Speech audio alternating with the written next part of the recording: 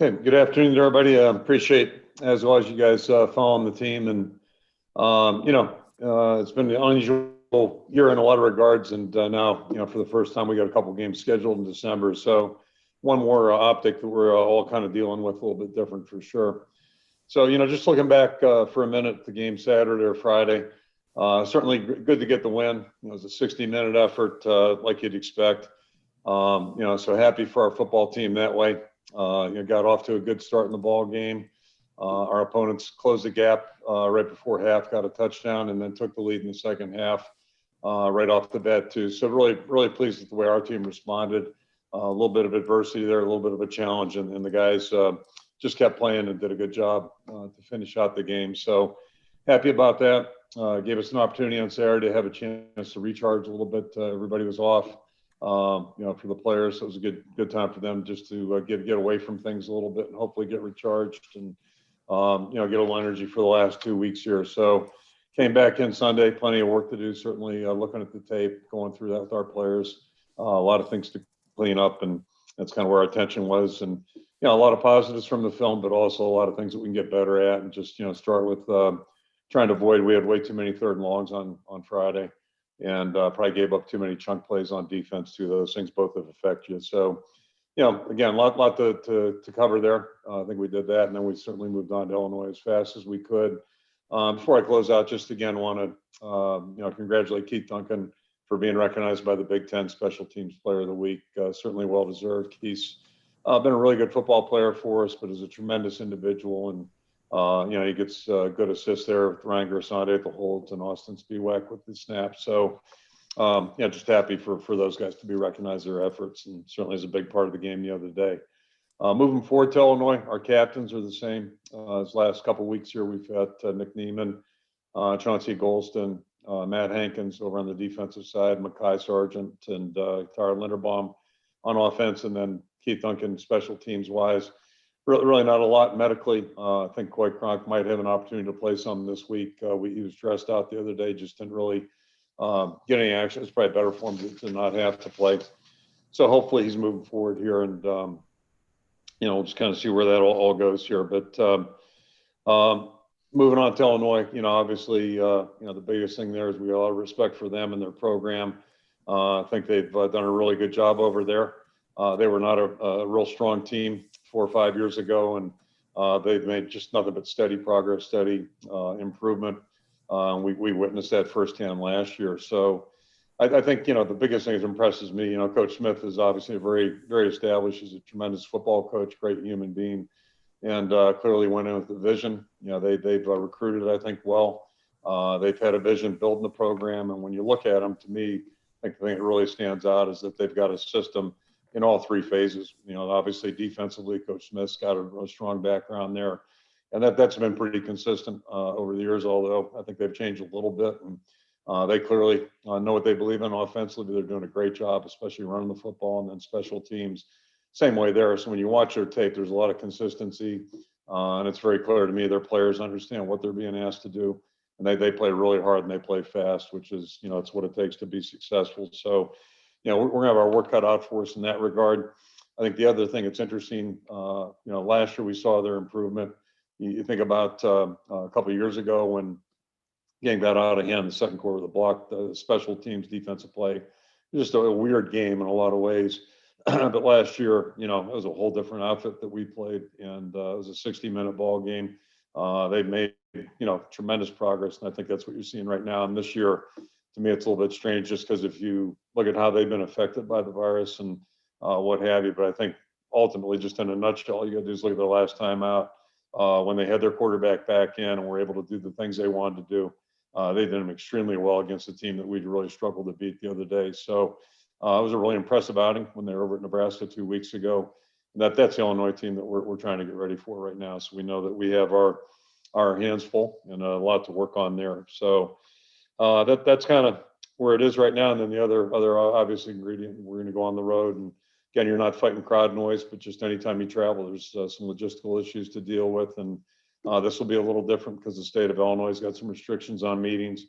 So we'll have to improvise a little bit. But, bottom line is we get a chance, hopefully. We're not there yet, but hopefully get a chance to play another football game. And I think that's probably the most important thing of all this. Just we really feel fortunate that we're able to be practicing every day and hopefully, get to continue to compete next couple Saturdays here. So all that being said, I'll throw it out for questions. Okay, if you have a question for Coach Ferentz, please raise your hand by clicking on the participant button at the bottom of your screen. Coach, the first question this afternoon from Scott Docterman. Yeah, Kirk, ball security is always important for you guys. It's one of your key tenets. But I think when you look at Illinois, the way they take away the ball, it's real similar to the way Lovey coached in the NFL 15 years ago. And particularly number 35, Jake Hansen, is around the ball as much as anybody. Is there any more, I won't say emphasis, but, maybe discussion about just what they're capable of doing when you're talking to your backs? Well, I'll go back to our last game. We had a turnover and we had the ball out twice. So that's two many times and one too many turnovers. And I know they've done a great job of emphasizing that. Coach Smith historically in the NFL and in college, point of emphasis. And they were a really good turnover takeaway team last year as well. I remember going into the game, they had a real inordinate amount of takeaways. So, they're a good football team. They're opportunistic. They're fundamentally sound. That middle linebacker is a tremendous football player, very active, very, he's all over the place. And it's every game, though. I mean, we try to take care of the ball. That's really important. I think if you're going to have a winning team, a consistently winning team, you really have to do a good job in that. And then anytime you play an opponent that is as good getting the takeaways as these guys are, certainly it's a point of emphasis. But it really is, honestly, in every game that we line up for. It's a really important thing to us as well. I know it is to them as well. Coach, the next question from Chris Warner. Hi, Coach. Obviously, Mekhi and Tyler have been pretty dynamic of late in the backfield here. And I'm just wondering, how have you seen them kind of help each other out? And how much does it help you that you have both those guys back there rather than just kind of one featured back? Yeah, really. I mean, this year, outside of one game, we've run the ball fairly effectively. We struggled the first half last week and came out and did a better job in the second half. But it's a great room. Derek Foster does a great job coaching those guys first and foremost. The whole group is just a really good group. They're very unselfish. They pull for each other. And, I say it frequently. I look at Ivory. Kelly Martin is a starter too. In most years he would be starting for us. So we got three guys that are veteran guys, been around, played a lot of football, that are all really good players. And both Tyler and Mekhi, last 2 weeks are probably good illustrations because last week it just worked out that Tyler got more yards than Mekhi. The week before it was just the opposite. Yet the guys are just, really positive. They work with each other, they help each other, and that's what you hope your whole football team does. So anybody wants to model their behavior, it's really a good thing for our football team. They're both tremendous young guys.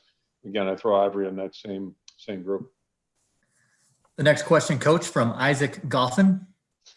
Hi, Coach. Look at the Illinois offense. They do a very good job of running the ball as well. What is that going to mean for your defense on Saturday? Yeah, I mean, to me, it starts up front with their group, and felt that way. It's interesting. I think it was 4 years ago, right? Where they played a lot of the guys that are playing now. I say a couple of them, one's hurt. Those guys, remember those guys playing as freshmen. I want to say it was their first start. I don't know. Don't quote me on that. But anyway, they played some young guys 4 years ago, and it's really paid off. Those guys have played well last year. They're playing really well right now. And when you watch film in our conference, I don't think anybody does a better job getting after it and blocking guys in the run game, especially as these guys. They're really aggressive, very physical, and that's going to be a big challenge for our defensive line. It was last year, and it's going to be again. They do a good job, and they're patient with the run. If they run for 2 yards, they don't abandon it. They stick with it. They do a really good job there, and I've got a really good scheme. Again, I just kind of go back to the system. They have a system. They believe in the system, and it's been very effective for them. So, I'm not saying that we know what to expect. We know they're going to run the ball. Just don't know how exactly, or what method they'll choose. But promise you this: their guys are going to come out and they're going to get after our defensive guys, and those backs run hard. They're both really, really good backs. The next question, Coach, from Chad Leistico. Hi, Coach. Have you heard any guidance from Gary Barta or the Big Ten on what Champions Week is going to entail for you guys? Anything? Do you know I'm only smiling. Yeah, only in that probably the last time I've heard anything about that would have been, I was going to say August, but it wouldn't have been August. Probably what, September maybe. That was considered the preseason. But I've never been in a season where it's really truly been more day to day, week to week than this year. And that's kind of how it should be anyway. But this year especially, there's so many moving parts out there. A lot I'm not aware of, but it's just, we'll just take it a day at a time. And selfishly, my hopes are that we can make it to Saturday and be able to play Saturday. Both teams are healthy and able to play, and then handle next week as that comes too. So, Sure. this is it's been, for all of us, it's just been a year like none other, and that's one more illustration of, just the uniqueness of this whole thing. Okay. Would you be open to hosting a game, or is that just not even? I mean, has Barta mentioned that? I'm open to anything. Okay. Like I said, selfishly, just if we can get these next 2 games in, I think that's great. And win, lose, or draw, but just a chance to compete. Because I've kind of said that to basically anybody I've talked to over the last couple of months. I mean, just 3 months ago, it looked like we had no chance of playing, or whatever it was. So, the fact that we are playing, just appreciate that. And if we can get to the end of the regular season and have a chance to play one more, we'll play anywhere. Doesn't matter to me. Just a chance to play would be great. Next question, Coach, from John Schaefer. Hey, Kirk, 2-part question really quick. How have you guys managed to stay healthy COVID-wise? I mean, you look across the rest of the Big Ten right now, and half the league has had at least one game canceled. How have you guys managed to avoid that? Yeah, it's kind of like the question I give you on turnovers and takeaways. I don't know that we're doing anything magical or anything like that. And I don't want to make it sound like, we're doing something nobody else is doing, because I don't think that's the case at all. I think part of it is luck. I really believe that as a human being and as a football coach. I think there's certainly an element of luck involved. That's just a non-scientific background looking at this whole thing. Then the other thing is just, it's like everybody has been hearing since March, try to do the obvious things, try to, practice good hygiene, try to keep your distance from people. And I don't want to speak for all of our players, but I think most of them are probably doing what we're doing as coaches. We come to work and then we go home. And I don't think anybody's got much of a social life right now. But I also would say this, when they dropped the season or punted the season back on August 11th, we had a big spike right there. And I think that was a clear indicator that the players basically just said the hell with it. I know we were feeling the same way as coaches. So fortunately, didn't get COVID at that point, but I think that caused a spike. I think, the guys just said, hey, screw it. We're going to do whatever we want to do. Not everybody, but some guys did. And, it opened the door for the likelihood maybe of, contracting this thing a little bit more. So, but it hadn't been much fun for anybody in America. I know, probably the world here the last X amount of months, and you just kind of do what you do. But if you want to play football, which all of us do, you just try to live like a hermit. And probably the best thing is, again, the testing that we're afforded. Safest part of my day is probably in this building, on the practice field or the game field, because everybody in the environment's been tested on a daily basis. But it's not practical for the whole country, unfortunately. And then do you feel like a true champion will be crowned in the Big Ten with the discrepancy in games played? No idea. Not to be smug, but I really don't care, quite frankly. I just hope we get to keep playing games. And that's, when it looked like we weren't going to have that opportunity, just the chance to practice, to compete, to be with the team on a daily basis. This is what we all like doing, coaches and players. This is what we like doing. So selfishly, I mean, I'm looking at it kind of selfishly right now, but that's, we've been given an opportunity to do that, and it is an opportunity, and appreciative of that, knowing that it could end tomorrow. So, we'll just try to enjoy every day and all that other stuff. They got the college football playoffs, which I guess Gary's involved with, but like all this rhetoric and all this chit chat you hear, it really doesn't matter right now. It's just a matter, trying to play the next game. The next question, Coach, from Rick Brown. Hey, Coach. What was it in the recruiting process that you really liked about Jack Campbell, first of all? And then how impressive is it that he misses 3 games and is making an impact already? Yeah, the answer to the first part of the question, everything. I just, everything about the guy. And I'm not saying he's Chad Greenway, but you guys have heard me tell that story when Chad was in our locker room 2000. It was a Northwestern game. And, we won the game. It was a big win for us. We didn't have many back then, that's for sure. And I just remember seeing him in the back of the locker room and seeing his face. It looked like he had played in the game. He was so wrapped up and so enthused. There are some guys that just kind of strike you that way. And I was like, I don't know who that guy is, but we need him on our team. It worked out pretty well. And Jack Campbell's kind of got that same. He just really enjoys playing. He enjoys competing, whether it's football, basketball, whatever he's doing. He's fully focused on that. He gives more than 100%. It's fun to watch him this summer train. He trains so hard when the guys are out running. He's just one of those guys that really takes great pride in doing his best. And so he missed that early part of the season, but we were pretty confident whenever he got the chance.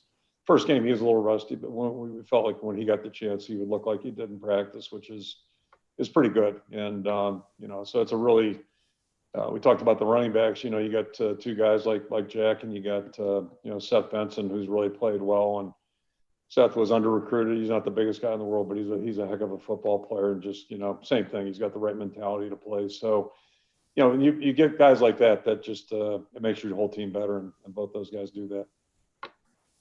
The next question, Coach, from Scott Docterman. In 2016, in your tight end room, you have the highest paid tight end of all time. You had 2 first-round draft picks, and then Sean Byer makes a catch like that the other day that, kind of adds to the legacy, if you will, of that room. Did you know what you had at the tight ends at that year? And because really at late in the year, you were going with walk-ons because George was hurt and the others weren't quite ready. That's part of the game. And no, to answer your question, we couldn't have known at that time or speculated that, those things would happen. The potential was there, but, potential is a scary thing. So, and I'll kind of weave your question. It's funny. I was just telling a couple of guys in the offensive room that, last night I was spinning through last year's game defensively, our defense against Illinois. And there are a couple of guys playing really well for us right now at a really high level defensively that when you look at them, last year, I don't want to say they were pedestrian, but they weren't jumping off the screen edge. I'll just put it that way. So my point there is that players improve, good players improve, and guys with good work habits, good attitudes, they typically get better, hopefully week to week, but especially when you go back 12 months and then fast forward and see what they're doing 12 months later. If they're doing things right and the program's good, then hopefully they're showing improvement. And that's you've heard me say that before, but I can think of a couple guys in particular on our defense that have really done that.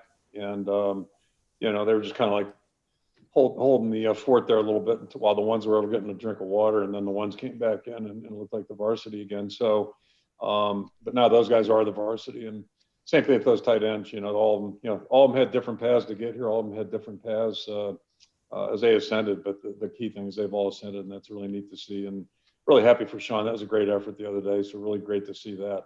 That should give him some confidence.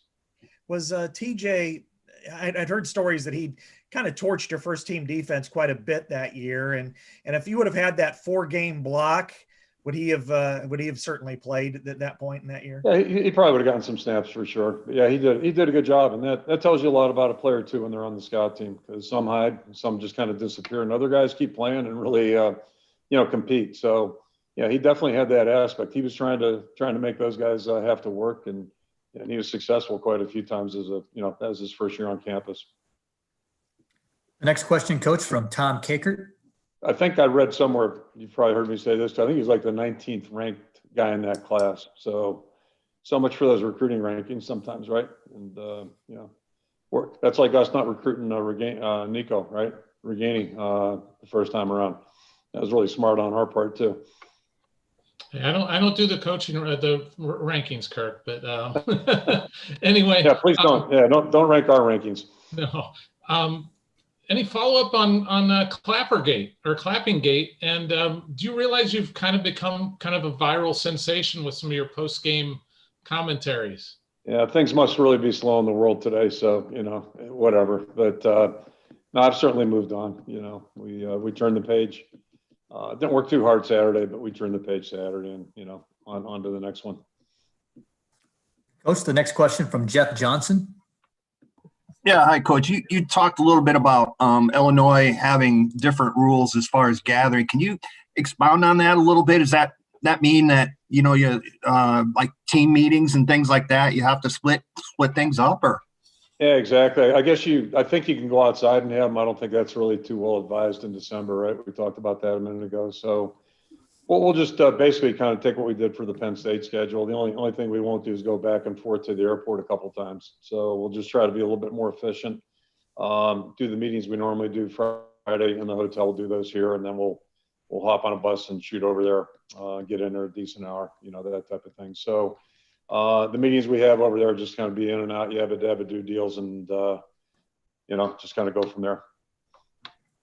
The next question from Chad Leistico. The question from Rick earlier about Jack Campbell, do you envision rotation to continue with Seth? And I guess how has that benefited you guys thus far? I mean, we haven't really talked about it. I don't know how you sit either of them down. So, it's a good problem to have. It's a little bit like the running backs, so we feel like they're both starters. They're both doing a lot of good things and bringing a lot of good energy to the field. And, it's all good. I mean, anytime you have, we feel the same way about Nick Neiman and Barrington Wade too. So we've got 4 guys that we have a lot of confidence in right now. And that's probably maybe 2 more than we had, a couple of weeks ago. So that's a good thing. And then on the mono topic, is Kyler Schott on a pitch count this week, or is he back to full go, you think?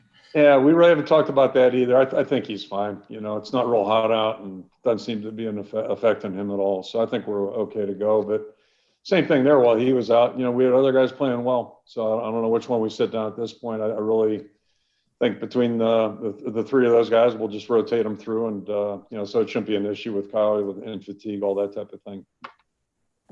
The next question, Coach, from Scott Docterman. After your second loss, you made a comparison to the 2008 team, and the parallels could not be more similar, I guess. You lost 3 really close games early in that year, still trying to find your way. And then once it clicked, it seemed to really, really click. Did you say anything to your team about that team in particular? And how do you feel maybe some of the parallels line up? That's one good thing about being somewhere for a while. You get a little history at the place, and you always try to draw back on things that maybe are beneficial, or could be a parallel, certainly. So yeah, we did. We talked about that a little bit, and the 2 key points I'd bring up. Well, you touched on one of the points, so I'll skip that one. But one of them is just it wasn't like we were getting clobbered, right? We left the door open and lost 3 very heartbreaking losses, and yeah, but we still felt internally like we had a good football team, or the potential to have a good football team. And, so we weren't ready to pack it in.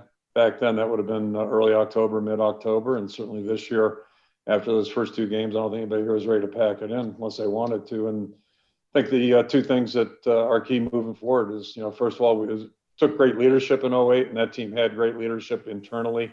Those guys just decided they were going to get it done, and they did. They drove the car. So, this group's done that. They've responded in the right way. And the other difference, or that's a parallel, I guess, so far. The major difference is that one's in the books. Like that team finished it out. They did a great job right through New Year's Day and finished it out pretty emphatically. We're not there yet. We still got 2 games to play, and then hopefully something after that. So we're on the right path. We've responded the right way, but this is going to be another tough one Saturday, and we got another one after that. So we'll see how it goes, but I'm really pleased and happy with the way the guys have responded. They've carried themselves and acted like a football team, and that's what you're hoping for. And kind of a follow-up to that, I mean, that group faced a lot of adversity kind of going into the season. You had some off the field issues with some players, and you kind of had a couple of struggling years, I guess. But then also at the end, I remember you on the field at the Outback Bowl, and you got dumped with Gatorade or whatever, and you're very, very emotional being around Rob Bruggeman and Matt Kroll and those guys. How much did that season matter to you, just to know where you came from and what you faced to where it ended? And with this season, if things continue to go in the right direction, kind of carry the same meaning? Well, to be specific, the downslide started after the 6th game in 2006. We were 5-1, and then we proceeded to go 1-5, I believe, and then lost in the bowl game. Game we could have won, but could have and should have, all that stuff. So, but at least we had a good month of practice for that game. And then, you know, '07, I think we were on the slow path ascending, but it was slow. And, you know, so yeah, we were at a tipping point probably in October of '08, and we chose the right road, and, you know, the guys drove it home. And, you know, so that's always the challenge. You know, what do you want to do? How do you want to respond if something bad happens? And if you do this long enough, if you play in any league competitively long enough, you're not always going to, you know, things aren't going to go your way. So what are you going to do when it doesn't? And, you know, thus far, this team's really chosen the right path. They're practicing well. You know, we had a good practice today, yesterday. So there's no guarantees on Saturdays, but I think you've also heard me say it before. I know you guys have to evaluate wins and losses.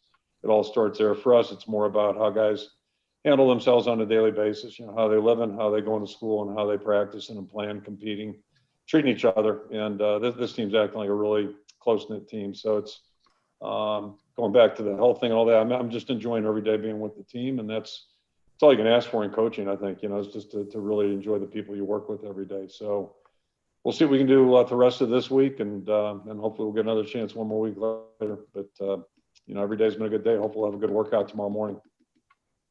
Coach, the next question from Chad Leistico. Yeah, I guess when you're here 22 years, you're going to get history questions. So I got another one.